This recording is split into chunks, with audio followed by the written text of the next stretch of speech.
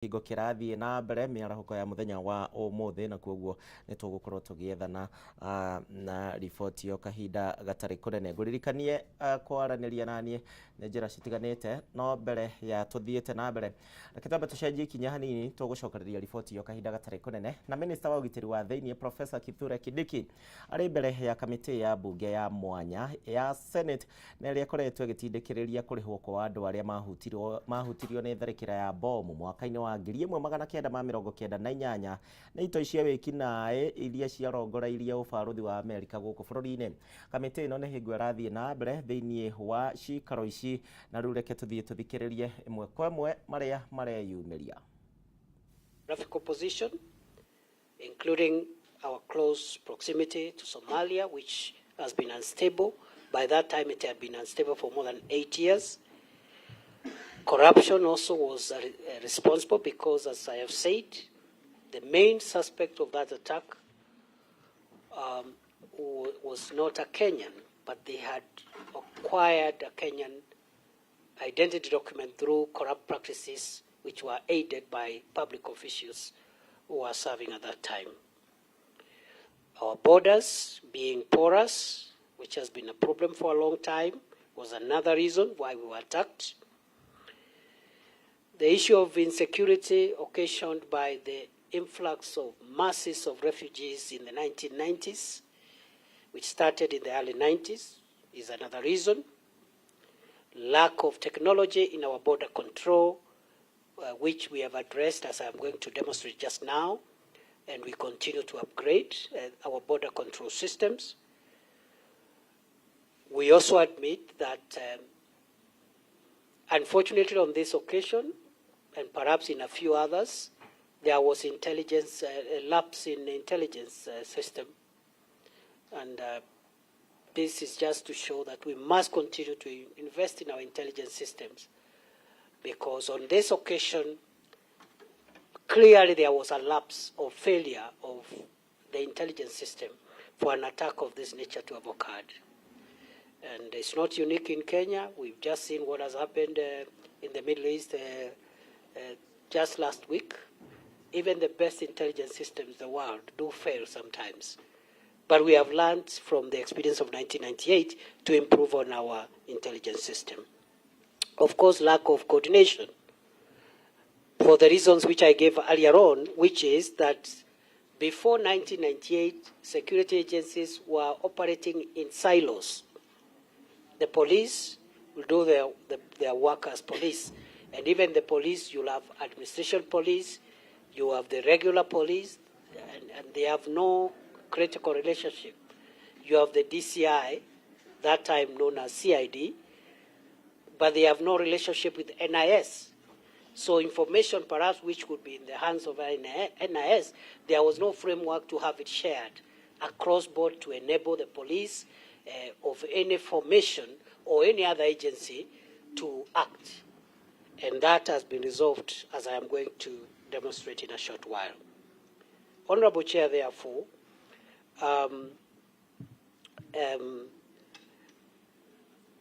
the following challenges emerged, or rather in terms of collateral damage. What has happened is the loss of lives, which are irreplaceable, loss of livelihoods to many families, some of whom are represented in this chamber today, destruction of infrastructure. Many buildings were destroyed, including Ufundi Cooperative House, Mwalimu Cooperative House, the U.S. Embassy itself, and many other buildings and infrastructural facilities.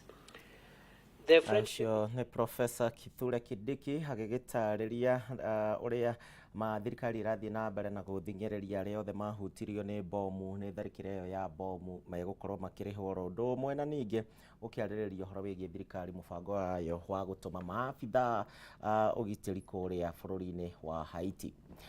Mũrũgamĩrĩri mũnene wa ihinda wa hau kabere wa rũhonge rwa NHIF Samson Kahora arĩ mbere ya kamĩtĩ ya mbunge ĩgiĩ ũgima wa mwĩrĩ nĩgetha gũcokia ciũria ciĩgiĩ ũrĩa kĩgĩna gĩkoretwo gĩkĩũra thĩinĩ wa rũhonge rũrũ na mathibitarĩ ma andũ kĩũmbe magakorwo nĩmo maragunĩka na njĩra nene. Kahora augĩte atĩ thibitarĩ nyingĩ cikoretwo cirũgamĩtie motungata kwa ihinda. No ndagĩka ĩno reke twambe tũthiĩ tũthikĩrĩrie gĩikaro gĩkĩ kĩrĩa kĩrathiĩ na mbere. Have somebody who is an expert in that field to do it. Yeah, I'm a medical doctor, I'm a surgeon. Yeah, I cannot claim to be an expert in determining the cost of medicines. As a pharmacist, that is a field where you are more competent than me. Okay, but when it comes to the procedures, for example, I'll give you another example. If you went in, you wanted to do, somebody has a fracture femur, okay? Somebody has a fracture femur. I go in, I want to do maybe plating, yeah? I might find that this one is, I think it will do with a nail, K-nail. So I opt to put a K-nail, yeah? But you will charge it, maybe you'll say now this guy wanted to do plating, okay? Then the price maybe for the plate and the price for K-nail are different. So you might even decide to call it two procedures. Okay? Yes. So I want us, these are the caps that we are telling you. Before 3 months, you could not be able to identify that somebody is making a claim, then you are not able to access that, to analyze that claim before payment is made. You are doing post-payment analysis. Yeah? Now you are doing prepayment analysis to detect whether this payment should be paid or not. I think that's what you're telling us for the last 3 months. Yes, the pre-authorization process. There is the surveillance that is done at the branch, and there are system checks that we've tried to build over time, so that it can be able to, a decision can be able to be made when a request is made, or after a request is made, an intervention before a payment is made. But when we looked at the half-year data, because there are contracts which have been running from 2022 and they're expected to run up till 2024, there are those deliverables in terms of indicators that we had developed. And that's what informed us that probably the evaluation systems that have already been put in place might not be serving the overall function that we were looking at doing. So that was the intervention of having an examination office. It's run by different departments to be able to address those challenges before a payment is made. But the other systems are still there. The pre-authorization process is still there. The system checks are being enhanced over time, and the role of the branches is still the surveillance. But we are appreciative that it might not be as optimal as it needs to be. Therefore, we put in another check to be able to control some of the patterns that we've already seen. But with all that in place, yes, how were payments made? Yeah, yes. And later on, you claim reimbursement. How did you make these payments? Yeah, that were irregular. They can get some kickbacks or something of that nature. Your Annex 2, page 18.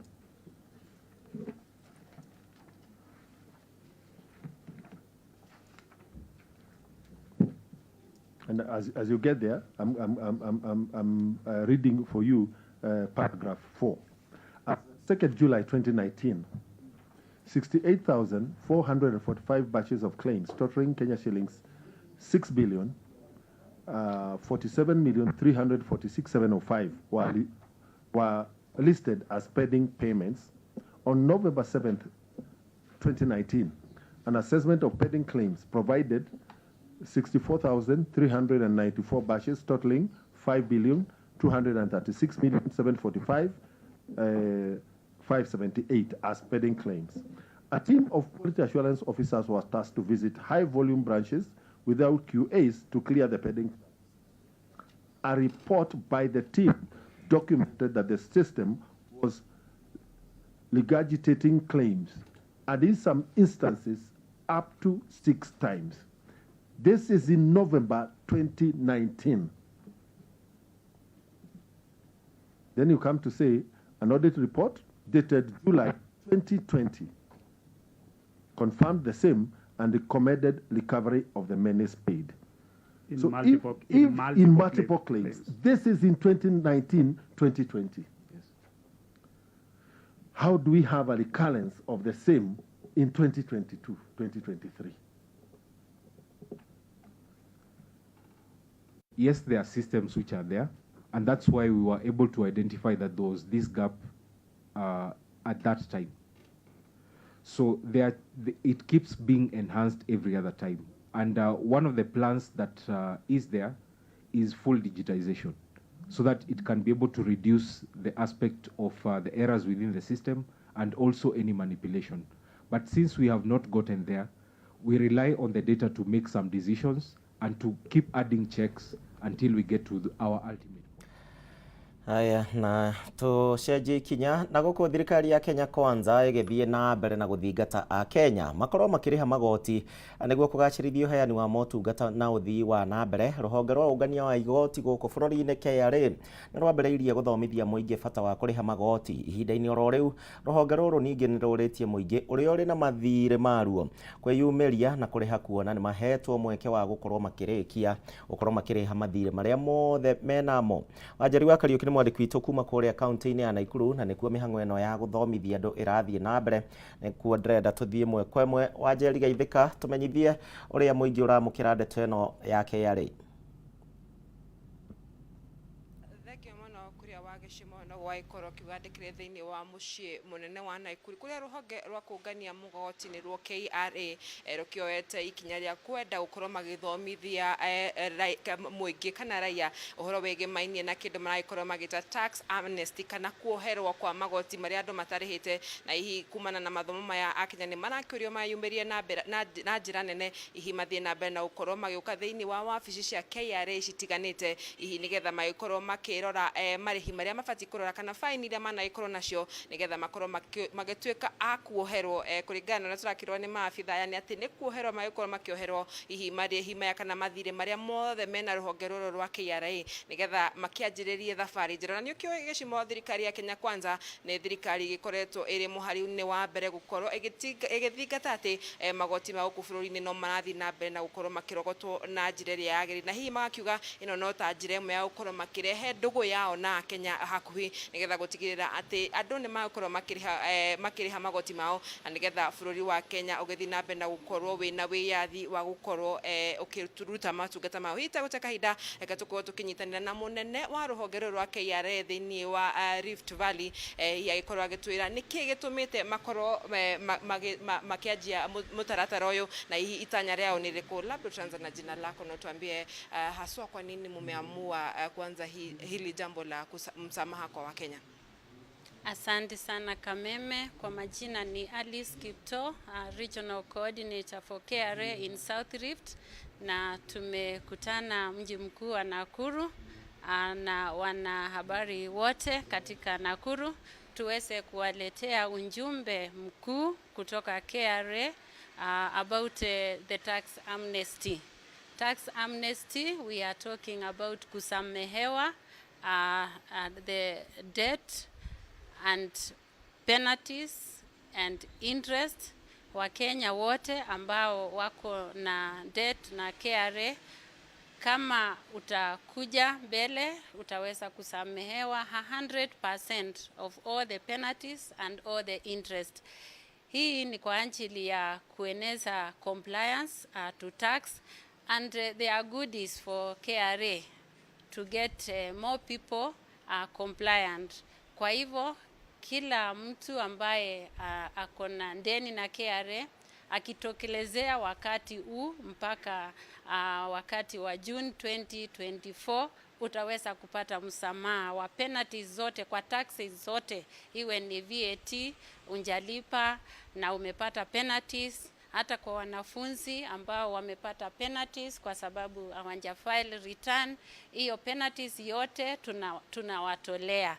Kwa hivyo hii ni ujumbe, hata sisi kutoka Nakuru tunasema mambo ni matatu. KRA tunakuja na mambo matatu. We are forgiving the penalties, the interest and all fines accruing to all the taxpayers. So tunahimiza watu wote Nakuru na Kenya nzima watokeleze, waweze kusamehewa na kwenda mbele, waweze kuwa compliant kulipa taxes. Kwa hivyo tunashukuru sana kwa wanahabari ambao wamefika mahali hapa, waweze kutusaidia kueneza hii neno katika mashinani, watu wote waweze kunjua na watoke bila kuongopa KRA. Labda msamaha huu ni wa kutoka mwaka upi hadi mwaka upi? Msamaha ni kwa penalty zote ambazo sime accrue up to December 2022. So kama uko na taxes business and you have penalties up to December 2022, tunasamea yote. Na muda wa lodge your request is between now and June 2024. Shukran. Labda utanikaribia hapa, utaanza na jina lako na utuambie kumekuwa na shida sana kati ya wananchi na KRA. Labda kusuluhisha huu uoga wenye umekuwepo katikati ya wananchi na watu wa KRA. Labda tunapata wengine wanakosa kufile the returns kwa sababu na ule uhusiano haupo. Labda mtafanya nini kuhakikisha ofisi zenu zina urafiki na Wakenya? Asante sana Kameme kwa muda huu ambao umenipea. Kwa jina naitwa Charles Cheriot. Mimi ni mkuu wa kodi upande huu wa Nakuru. Kwa hivyo ninahimiza watu wote wakisikie ya kwamba KRA inapeana huduma sawa. Usiwahi kuokopa kukuja katika idara yetu ama ofisi zetu za Kenya Revenue Authority.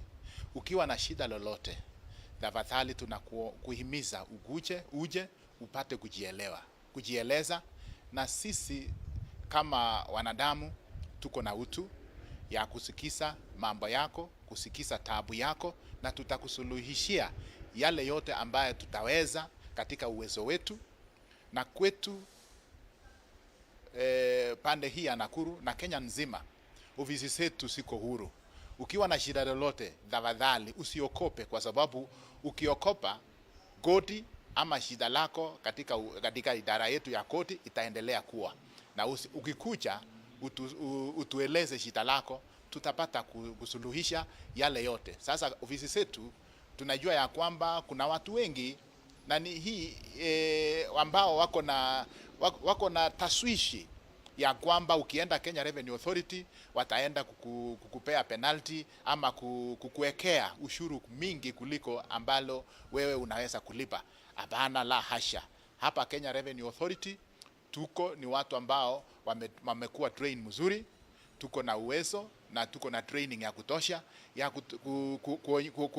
kufanya jambo lolote, kuangalia hesabu zako. Kama uko na kodi ya kulipa, utalipa ile ambayo sheria kulingana na sheria yote. Usiokope kukuja tena Kenya Revenue Authority ukiwa na shida lolote. Wengine hata hawanataka kuregister themselves for any taxes, kama ni ya kodi ya nyumba, kama ni VAT, kama wengine hata wanakuwa na shida ya wako na wafanyikazi. Kama wakati huu tuko na kitu ambayo inaitwa housing levy. Kuna watu wengi ambao mimi najua hawako kule nje ambao hawalipi kodi, lakini usingojee kama mpaka Kenya Revenue Authority wakuje ya kwamba discover ama wakundue ya kwamba we uko na wafanyikazi na haulipi kodi ya housing levy.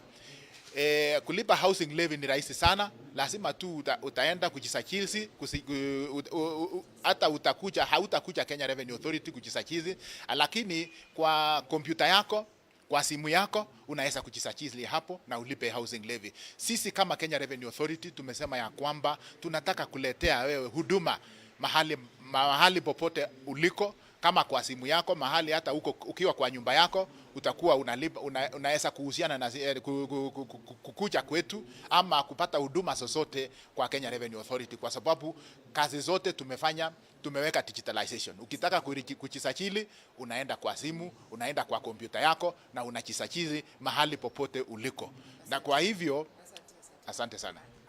Thengio muno murari wa Kameme TV no ikorwo kigwira uguo niguo ruhonge rwa kungania magoti rwa KRA rwa ikorwo gikwira ni megukorwo magikwehereria hihi magoti maria mothe kana faini iria ciothe cia ikorirwo cikinegerano kumanagia riu nginya mweri wa gatatũ mwaka ukite nigetha mugikorwo mukiri na thafari njega na ruhonge ruru rwakinyagia ni ukohoro wa gukorwo mukiriha magoti. Reke gucokeria mwaro kuria riakwa ni Wanjeri wa Karugi kuma kaunti-ini ya Naikuru.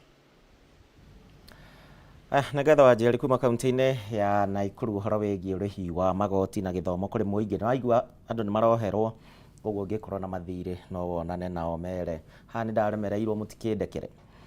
Munene wa watho Justin Muturi ni ekinyitie mbere ya kamiti ya bunge wigie hinya wa kuhuthika na getha gutariria kana hihi thirikari iri na uhoti wa kunina agreement iria ciikiraneirwo na kambuni ya Kenya Power ningi kambuni cia andu kiumbe na iria cithondekaga thitima na thutha ucio kwenderia Kenya Power. Ikaro giki ni higo kirathie na mbere tuthie mwe kwa mwe tuthikiririe maria marahanika.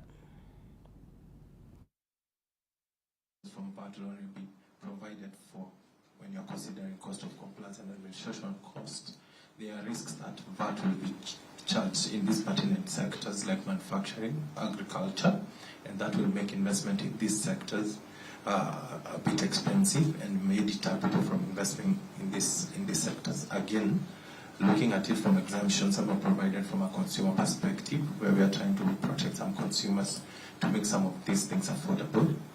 Looking at this, I'm looking at some of the food products, the local unga and such. So our proposal is the guidelines for considerations for exemption should be expanded in such a way that it considers other salient sectors like agriculture and manufacturing, and also some products which are deemed to be key for consumers and which are ideally what we need, basic commodities, and making them readily available. So that should also be considered for an exemption. I'll take you again to the same section 4.6, paragraph 4, page 34.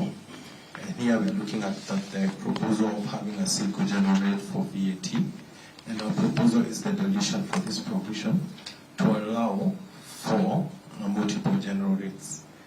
We know previously the only special rate we used to enjoy was for petroleum products, which was 8%. But this then was amended in the Finance Act 2023, we moved to 16%. But our proposal is based that there should be a provision that should allow the law to be amended to bring in special rates, especially when looking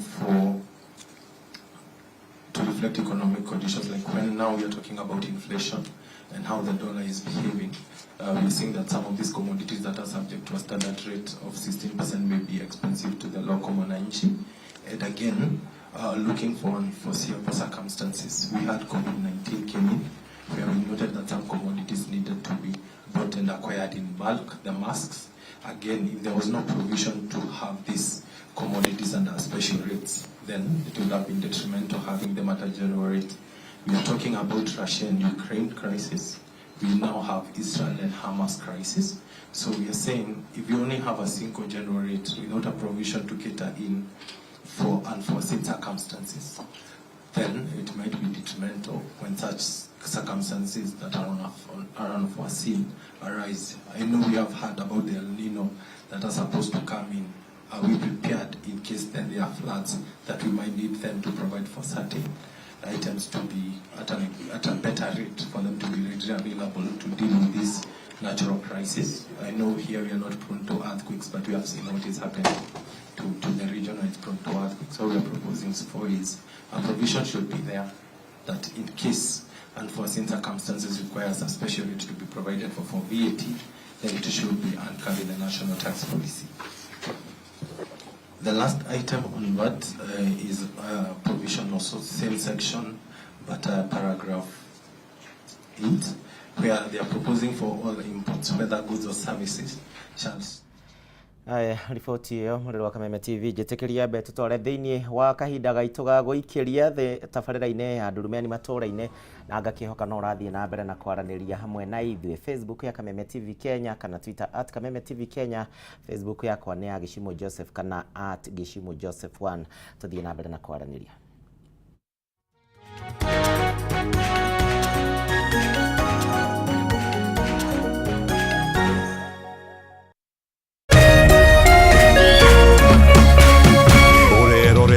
Kameme TV.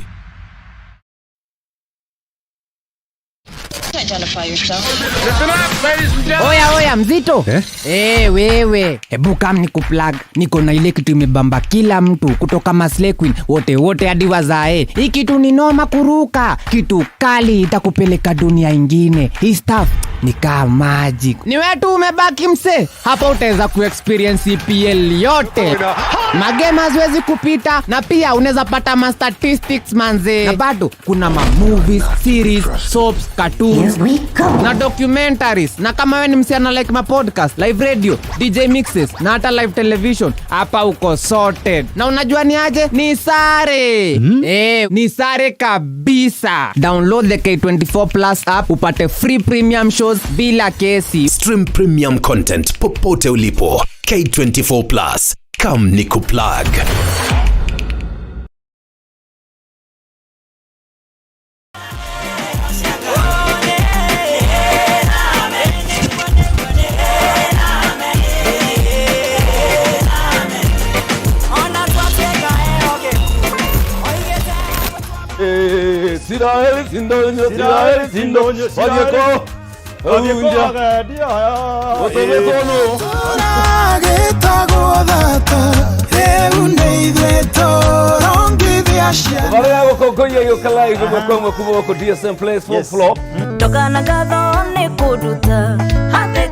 Karibu sana, nitukwendete muno wa mweroreri wa Kameme TV, tukwendete muno na ngoro citu ciothe, na nikio tukenaga muno riria tuoka Sunday tukanyitanira nawe, tukagoca Ngai hamwe, tugakungwira mawiko ma Ngai, tukariganirwo ni stress, tukariganirwo ni monene no nyinyi witu. Na hero bogo guthakira. Yes. Romu ile tu inaga muno. Weta gwate. No male kwelolela. Magegele.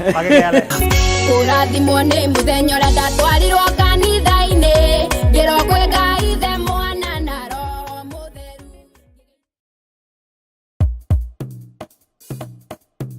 Akili ũyũ nĩ akili ena thirĩ Ũgĩ wĩragwo nĩ ũmenyo. Nikio Kameme TV toko tabarĩra njerũ ya ciana ya Akili Kids.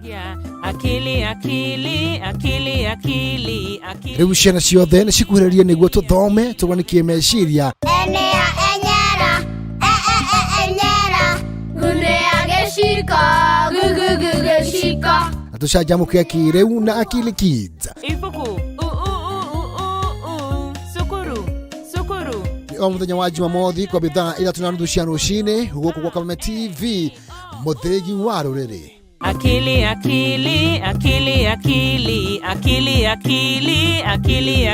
no hena ũndũ mwe wa thĩ.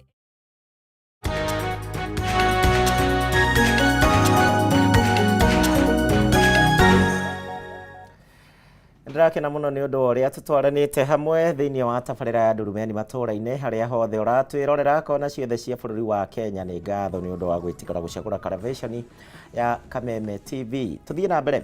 Thengia wa waki wa thoko ya milioni 60 ya gĩtengera kũrĩka mĩaka ĩrĩ mĩhĩtũku, rĩu onjoria no mathiĩte na mbere na gũthĩnĩka na nĩ kumana na ũkunderu wa kũndũ gwa kwenderia indo ciao, na rĩu marakaĩra thirikari ya kaunti ya Kajiado ĩkorwo ĩkĩgayania thoko ĩno na nĩguo magĩe na handũ o mũndũ angĩkorwo akĩenderia indo ciake.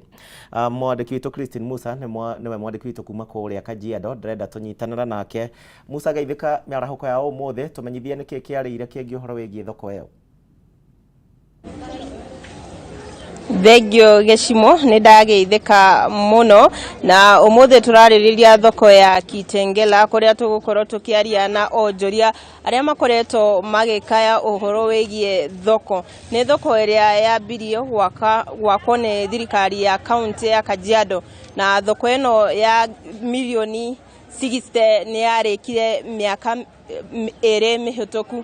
No gũkinyĩria rĩu thoko ĩno ndĩgaĩtwo na moja kwa moja tu tutaweza kusikia kutoka kwa wale wanabiashara watueleze pengine tatizo liko wapi, lakini kufikia sasa Kameme imeweza kujua kwamba tatizo liko katika idadi ambaye soko hili lina idadi ya watu ambao wanaweza kutoshea watu 700 na wale wachuuzi ambao awali walikuwa wakifanya biashara katika soko hili walikuwa ni wachuuzi 1300 na baada ya mgogoro kutokea mwaka wa 2015 pale ambapo soko hili liliweza kufungwa rasmi na kuanza kujengwa, pengine ile idadi ya wale watu ambao waliweza kusajiliwa ilizidi idadi na kufikia sasa wale ambao inasemekana wanafaa kuingia kwenye soko hili, wale ambao waliahidiwa na serikali ya kaunti ya Kajiado wakati wa uchaguzi wamefikia watu zaidi ya 3000.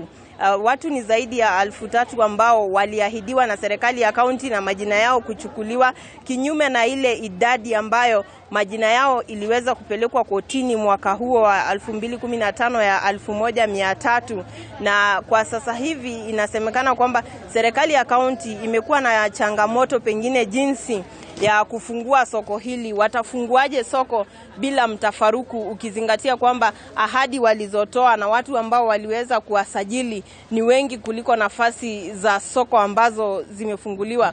Na kwa sasa wale wafanyabiashara hapa Kitengela wamelazimika kufanya biashara kando kando mwa barabara, na soko mbadala ambalo waliweza kupewa, soko la muda, ni soko ambalo halina kivuli, ni soko ambalo kukinyesha matope yamejaa, na wengi wao wamesema biashara pale haifanyiki na badala yake wanarudi barabarani na kufanya biashara pale barabarani.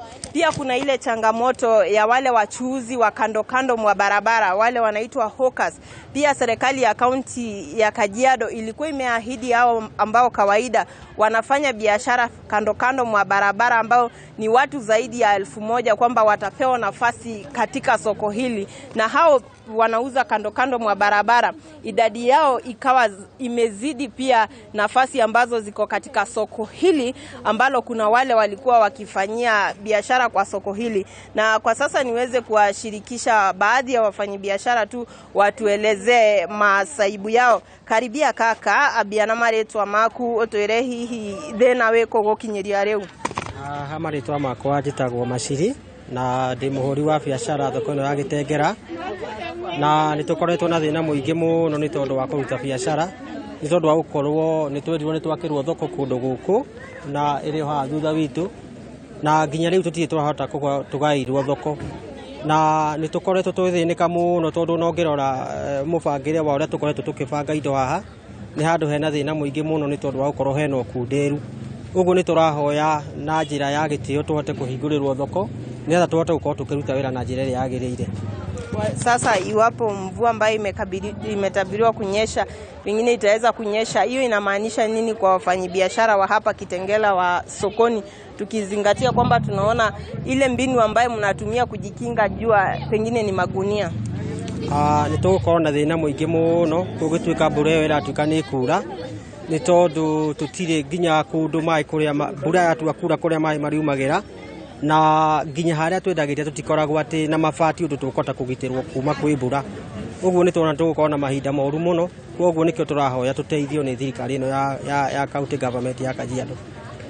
Ungithigatia ati aria marenda thoko ino ni aingĩ gukira nafasi iria cikuo-ri, we ta mundu kana mwonjoria wa Kitengela urona atia ni afadhali wafungue hii soko wenye wanatoshea waingie, ama kulingana na wewe itakuwa vipi? Kwa sababu hiyo ndio imekuwa changamoto, idadi kubwa kuliko nafasi ambazo ziko.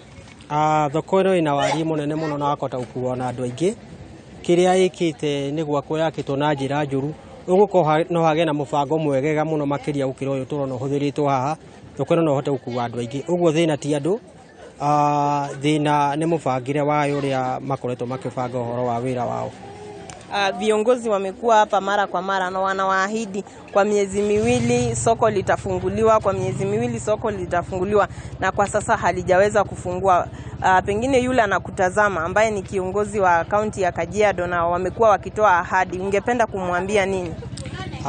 Ningetaka kuambia gavana wetu His Excellency Ole Lenku, yeye alituahidi ya kwamba tukiweza kumchagua ataweza kutufungulia soko, na mpaka wa leo bado tunagoja, na ndio tunamuomba kwa heshima aweze kutufungulia soko ndio atatoe kwa hii shida tuko nayo hapa. Asante sana kwa kuzungumza na Kameme TV. Tumesikia tu baadhi ya wafanyabiashara hapa wakitoa lalama zao na ombi lao kwa serikali ya kaunti ya Kajiado kuwajibika na kuhakikisha kwamba soko ambalo wamelijenga na limekabilika miaka miwili imepita na kutumia mamilioni ya fedha liweze kugawanywa tu, na wakisema pia wanaendelea kufanya biashara katika mazingira ambayo ni mazingira duni na ni kando kando tu mwa barabara, hivyo imeadhiri biashara zao, pia wakihofia tu endapo mvua ambayo imetabiriwa itaweza kunyesha pengine biashara zao zitaadhirika pakubwa. Ni swala tu tutakuwa tunalifuatilia kwa karibu, tukizingatia kwamba soko la Kitengela limekuwa na siasa mara kwa mara, na pia tulishuhudia machafuko makali mwaka wa 2015 kuhusu soko hili ambalo pia awali benki kuu ya World Bank ilikuwa imejitolea kuijenga, lakini kutokana na matatizo ya mara kwa mara na vita ya uongozi wakaweza kujiondoa, hivyo serikali ya kaunti badala yake ikaendelea na mradi huo na kuweka fedha hizo na kuijenga. Na pia tu wale wafanyabiashara wanaweza kulalamikia wakisema kwamba kuna wale madalali ambao wanawahangaisha. Inafikia mahali kwamba wanahitajika kulipa fedha kidogo, angalau 200 kwa kila mfanyabiashara, wakiambiwa hizi fedha zinapelekwa kwa kiongozi ama baadhi ya viongozi wa kaunti ya Kajiado ili waweze kufungua soko hili. Kwa hivyo ni soko ambalo jinsi muda unavyokwenda ndivyo malumbano yanazidi kuendelea kati ya wale wanasimamia soko hili, wale wafanyabiashara pia wakisema pia wale wa madalali wanatumia nafasi hii vibaya na kuwaitisha hongo mara kwa mara ili wazungumze na viongozi ili soko liweze kufunguliwa. Litakuwa tu ni swala ambalo tutalivalia juga na kufuatilia kuhakikisha kwamba pengine tutaweza kujua ni mbinu gani serikali ya kaunti ya Kajiado itaweza kutumia kuhakikisha kwamba ile idadi kubwa ya wafanyabiashara waliahidiwa nafasi za soko watapewa, ama watatumia mbinu gani kuhakikisha kwamba wale wachuuzi 700 ambao wanatoshea soko hili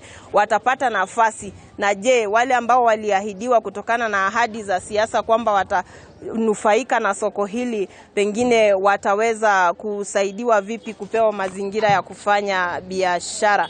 Na kuma Getengera gukoroge shokia mwaro gwaku Geshimo. Kuma kumwena wa Gitengera ni undu wa riboti yo yegie kirero kia andu a thoko na aria mendagiria thoko iyo. Gũkũ thĩ yothe ĩkĩririkana mũthĩ wa andũ arĩa marĩ na mathĩna matiganĩte ma maitho, rĩu thirikari nayo ya kaunti ya Uasin Gishu nĩ ĩraheana motungata matarĩ na marĩhi kũrĩ aikari arĩa othe marĩ na mathĩna ma maitho kuma mwena ũyũ, na namba nene ya aikari marĩ na mathĩna maya nĩ matiganĩte no marathiĩ na mbere na kwĩyumĩria mũthenya wa ũmũthĩ nĩgetha kwamũkĩra ũrigitani ũyũ ũtarĩ na marĩhi. Tũthiĩ ĩmwe kwa ĩmwe kwĩ Dan Wanga nake atũmenyithie ndeto ĩno makĩria. Dan Wanga geithĩka, tũmenyithie ndeto ĩno makĩria ĩgiĩ ũrigitani ũyũ ũtarĩ marĩhi.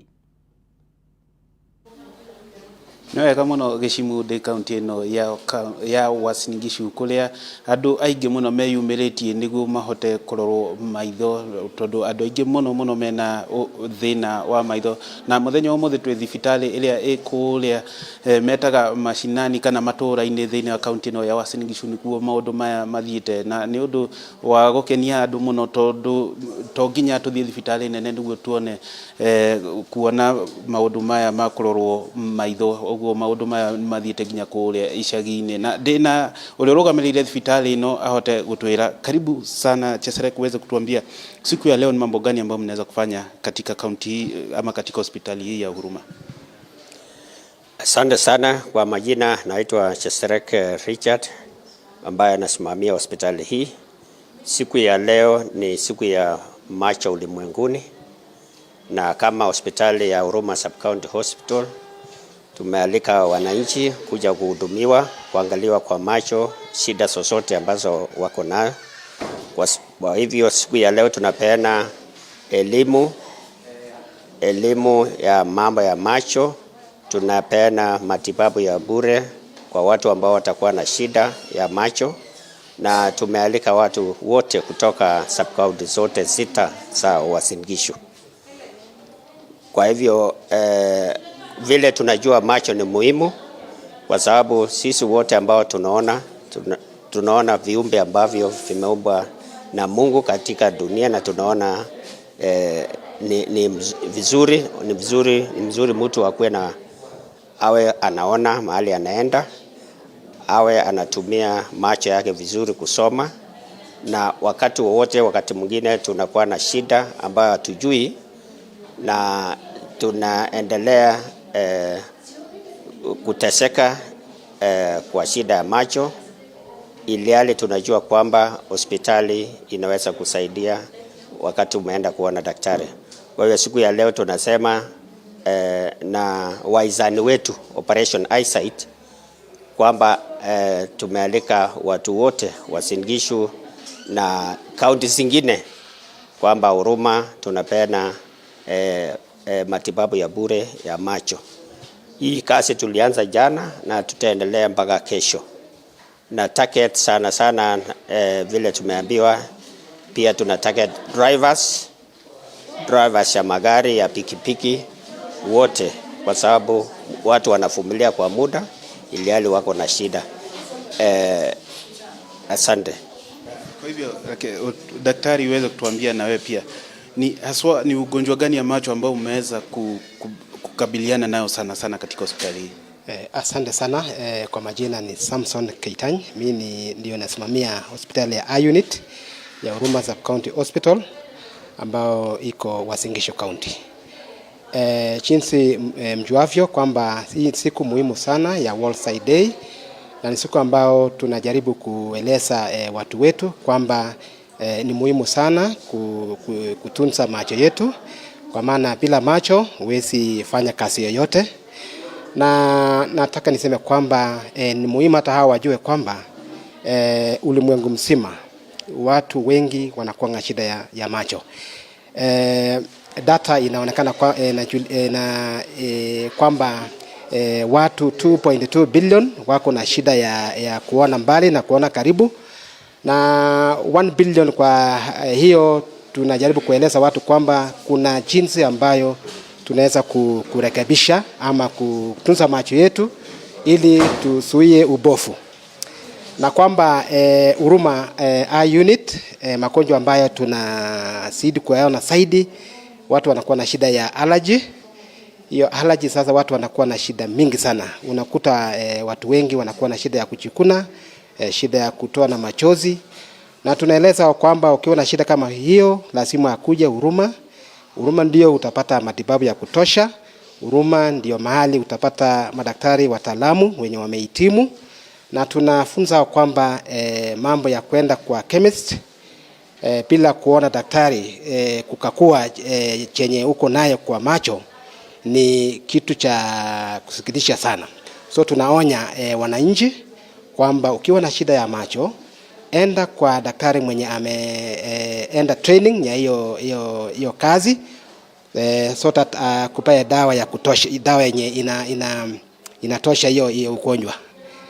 So tunahimiza wananchi wasidi kutekeleza. Ni watu wa umri gani sana ambao wameweza kuhudhurika na ugonjwa? Ugonjwa wa allergy inakata cross watu wachanga, wazima, wazee, wamama, watoto, na zaidi ni watoto wenye wanaenda shule primary ama secondary. Ndio hiyo. Ni matibabu gani unaweza kuwapatia sana hapa? Matibabu ambayo tunapatiana hapa hospitali, kuna matibabu mengi sana. Tunafanya upasuaji wa macho, tunapeana reading classes. Wenye wako na shida ya kuona tunapima, alafu tunapeana classes yenye imepimwa na daktari. Yes. Na daktari Mabe, labda kumalizia, unaona kama tuko na capacity ya kuweza kuwa na madaktari ambao wamehitimu kuwa wakitibu macho haswa katika hospitali ya Huruma? Ni kweli kabisa, tuko na capacity, tuko na madaktari ambao wamehitimu kuangalia mambo ya vision impairment, pia wale wako na foreign bodies, na pia wale wanahitaji kufanyiwa upasuaji. Tunashirikiana na pia MTRH wakati wanahitaji operation na watasaidiwa. Na sio leo peke yake tunapeana matibabu ya macho, lakini ni kila siku. So hata baada ya kesho, wiki ijayo, siku zile sijazo, hospitali yetu ya Huruma iko wazi na iko na madaktari. Asante, ni wega muno ni wakigwira andu aria mena maitho mega marakiruma mahuthire wega na akorwo ni magithuka no ugithie thibitari ohote guthondekwo. Uguo gicimu korwo na maitho mega ni urakigwa andu bilioni cigana ona maitho mao ni moru, uguo maku ohote kuhuthira wega. Ndie na maingi kuma kaunti ino ya Uasin Gishu tiga gucokia studio.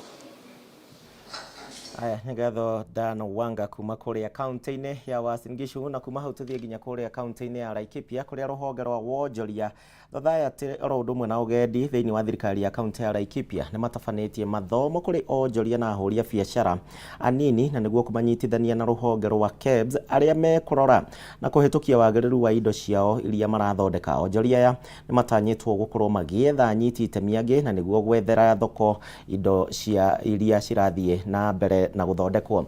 Mwandĩki witũ Paul Mwaniki na mwandĩki witũ kuma kũrĩa Laikipia. Mwanĩki, angĩkorwo nĩ ũranjigua tũmenyithie ciĩgiĩ ũnyitanĩri ũyũ wa thirikari na onjoria.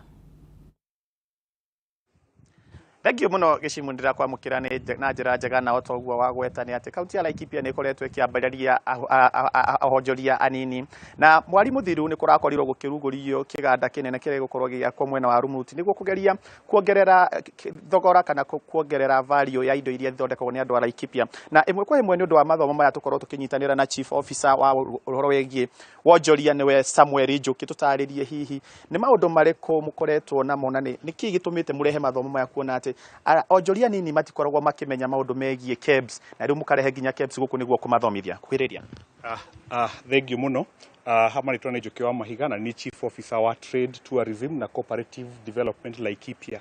Na gwa kahinda kanene onjoria itu ni makoretwo na mathina maingi muno makihenda kuingiria indo ciao harĩ thoko nĩ ũndũ wa wagi wa mũhũri ũrĩa twĩtaga wa KEBS. Tondũ ũtarĩ na mũhũri ta ũcio ndũngĩendia nginya products ciaku ta supermarket. Na twĩta department ya trade tũtongoretio nĩ governor witũ Joshua Irũngũ nĩ tũnyitanĩire na athindũri othe a Laikipia nĩgetha na rũgonge rwa KEBS nĩgetha tũke hamwe na matrain andũ aitũ a Laikipia ũrĩa mangĩhota kuona muhuri uyu wa KEB na niko twi ha muthenya umuthi twina products mithemba mingi twina uki Laikipia ni oikaine ni yumaga uki uria mwega kuri nginya njugu kwina iria no thina munene uria onjoria makoretwo naguo ni muhuri wa KEBS na umuthi twina gikeno kinene muno tondu KEBS ni mokite guku gwitu Laikipia na ni marathomithia andu aitu uria makuhota kuona. Thengio muno Njuki, tuko tukiaria na ofisa wa KEBS. Karibu sana bwana kutoka KEBS. Tuanze na jina lako na labda utuelezee labda ni mambo gani ambayo watu wanahitajika kuwa wanajua haswa wana biashara wadogo kuhusiana na hii muhuri ya KEBS, na nyinyi kama KEBS mmekuja hapa kuwafunza. Karibia kidogo. Tuanze kwa jina. Kwa majina naitwa bwana Donald Osongo. Mimi ni afisa wa KEBS. Nafanya Meru office, quality assurance officer. Tumekuja kufunza wakuzaji ama SMEs ili wajue kenye wanahitajika kuwa nacho ili wapewe cheti cha kusafirisha bidhaa zao kuuza humu nchini ama nchi za ng'ambo. Sasa katika hiyo harakati kuna vitu kadhaa ambazo wanahitajika kuwa nazo.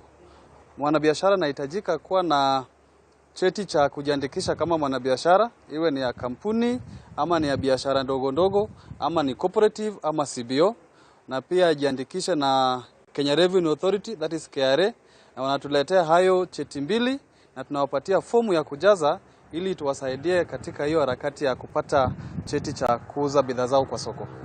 Yes. Asante bwana Osongo, tuweze kuongea twarie na aria marakoretwo magithundura. Karibu haha utwire ni muyuthi ni mbeu njithi, tutaririe hihi ni mathina mariko ukoretwo ukigerera kuona ati wina indo cironeka ni indo cia kirathi kia iguru, no guoka ningi ni kuona muhuri uyu wa KEBS muhuri ugakorwo kiaga. Tutaririe kana wathoma uria riu ungikorwo ukiona muhuri ugu gukorwo kiendia indo ici thiini wa thoko. Thank you. Kwiriria tu. Kwa majina naitwa Miriam Wangeshi. Mimi ni youth in business. Niko katika biashara ya supply na food production. Challenge ya kwanza ambayo ninapata ni eti hapa Nanyuki ama Laikipia hatuna hizi ofisi za KEBS. Kwa hivyo itanibidi mimi nitoke hapa niende hadi Nyeri na products zangu ili kupata ile standardization ama check nipitishwe na KEBS. Lakini kwa sasa hii mafunzo tumeweza kupata, hawa watu wa KEBS wamekuja hapa, kwa hivyo haitanibidi niende huko kwote. Pia tuna kikundi ambayo tunaita community based organization na members wetu over 100 wako in business. Kwa hivyo tumeweza kufundishwa jinsi tutapata usaidizi wa kifedha ndio tuweze kukuza biashara zetu.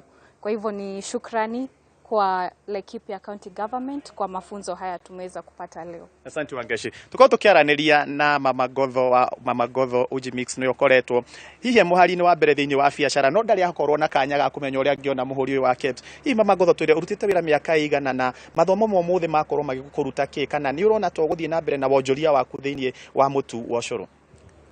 Nie muthenya wa umuthi ndina gikeno kinene muno ni tondu wa githomo kia muthenya wa umuthi. Seminar ya umuthi ni ya njaka tondu ndire ndone nge ya KEBS kuma riria nie ndambiriirie biashara. I start my business in 1982, lakini nie ndire ndona seminar hetwa ya KEBS na kumanagia na umuthenya wa umuthi nie ni ndakena ni tondu biashara yakwa ya mutu ndagia na muhuri wa KEBS ni ngwata kumitwara ma supermarket, ni ngwata kumitwara nja ya Nanyuki tondu riu nyendagiria o thoko thiini, so ni nguona ni ngwaramirio mihaka nyumie na nja tondu ndina muhuri, tondu ndingeko itai na muhuri ni kuohwo ni thirikari. Na riu Laikipia County ndacokeria andu a trade na Joshua Irongo ni undu wa guthondeka mubango uyu wa muthenya wa umuthi na nigetha biashara citu ciarame, tondu small scale business andu matikoragwo na matutionaga gutuonia njira, lakini kuma umuthi ni tuona njira ni kuoneka na nigetha na ithuĩ tuhote gutwara mitu itu na mbere na nigetha ona twaramie biashara citu, tondu biashara citu ciatigirwo na thutha ni kurigwo ni njira tondu tutionaga andu a gutuonia njira. From now ni ndona ni tukuona njira, gacira ni konekana ga guthie nginya mabururi manja, ni tugutwara indo citu mabururi manja tondu twina product nyingi Laikipia, tondu kwina njuki, kwina irio, kwina habu, guku kwina mititu ya indo ciothe. So Laikipia ina utonga munene, tungihota kumimenyerera na tungihota kuonio njira nigetha na ithuĩ tuhote kuona gwa kwendia, tondu andu aingi ni marigagwo ma kwendia ku. So twahota kurima na tuhote guthii uguo ni tukuhota ithuothe kuoneka mawira kuma murimi nginya uria urathia, koguo nginya uria urapack andu othe ni magia na mawira, koguo we are creating job na Laikipia ni tuguthi na mbere. Thank you muno na Godho na otoguo waigua mwiroreri wa Kameme TV na gicimu ni ati ni kamwene ni gokite thiini wa county ya Laikipia na otoguo wona ni andu akuru na aria anini othe magikuruhanio hamwe thiini wa kureherwo maofitha aya a KEBS aria megukorwo makimathomithia uria mekuona mihurio na thirikari ikorwo igikinya ikinyukia riu ringi ria gutigirira aria meyandikithia ni mageria na mbere kana mathie na mbere na gwetherwo thoko ya indo ici ciao thiini wa nja wa Laikipia, thiini wa county icio igiriganetie na thiini wa bururi ona toguo matariria nginya na nja wa bururi. Ni kamwene ni otoguo matariria kuma guku thiini wa county ya Laikipia. Mwihoko witu ni ati wonjoria uyu ni gukorwo ugitwarithio na mbere na otoguo gutariria hau mbere ni megukorwo makiheo nginya kanya kiganda kiu kirako mwena wa Rumuruti kiarika gukorwo magitwara indo ciao ona niguo ikongererwo thogora kana ikongererwo value yacio niguo ikiuma na nja wa bururi kana nja wa county ikorwo ci indo cia kirathi kia iguru. Kuma guku thiini wa county ya Laikipia mathomo-ini maria mahaririirio ni ruhonge rwa trade kigucokia kuri gicimu. Ritwa riakwa ni Paul Mwaniki. Thagi Mwaniki kuma kuria kaunti-ini ya Laikipia horo wigie wonjoria nini magikura nikio gikeno gitu. Kwa ndagikeno hau niho tugukorwo tugikinya muthia thiini wa tabarira itu ya Ndurumeni Matuura-ini. Ni ngatho ni undu wa we wakorwo kinyitanira hamwe na ithuĩ. Tugucemania ringi thutha wa ndagika cigana ũno ũguo ciehanda munyuge thaa 7 ni undu wa mohoro gitau.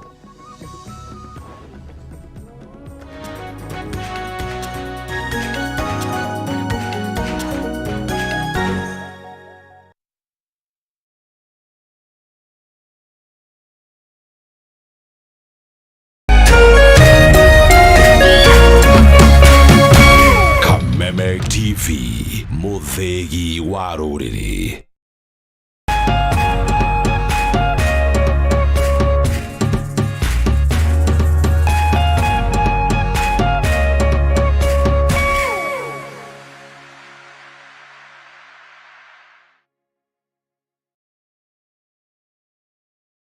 The Mwalimu Plus Learning Management System, an education management tool that fits in with the country's education system and allows schools and parents to monitor students' progress effectively.